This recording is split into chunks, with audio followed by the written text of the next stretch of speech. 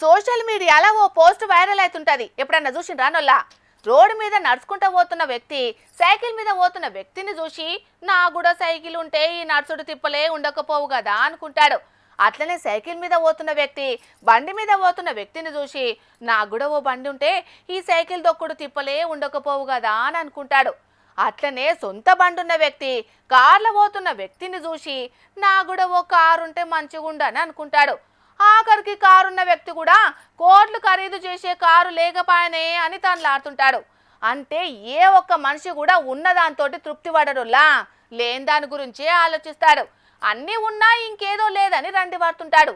ఇప్పుడు ఈ ముచ్చటంతా దేనికోసం అంటే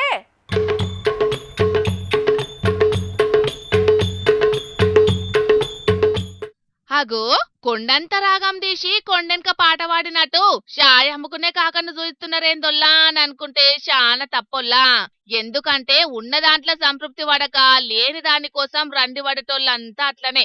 అన్నీ ఉన్నా ఇటున్న పుల్ల తీసి అటెయ్యని బద్దకస్తులంతా నిర్మల్ జిల్లా బైన్స పట్టణంలుండేటి దత్తారి పాలేవారనే ఈ కాకని చూసి ఎంతో నేర్చుకోవాలి. ఎందుకంటారా, ఈ కాక మామూలు కాక కాదు, దివ్యాంగుడు.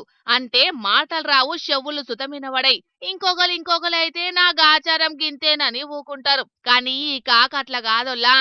ఇంటికాడ షాయ్ తయారు చేసి వాట్సాప్ లో ఆర్డర్లు తీసుకొని బైన్సాపట్నం అంతా అమ్ముతున్నాడు. వాట్ ఎన్ ఐడియా సర్జీ అని అనిపిస్తున్నది కదా నొల్లా ఈ కాక చేస్తున్న వ్యాపారం చూస్తుంటే. చెవులు వినబడకపోయినా మాటలు రాకపోయినా చాలా తెలివి కొద్దీ షాయ్ అమ్మి కుటుంబాన్ని పోషిస్తున్నాడంటే ఎంత గ్రేటో కదా.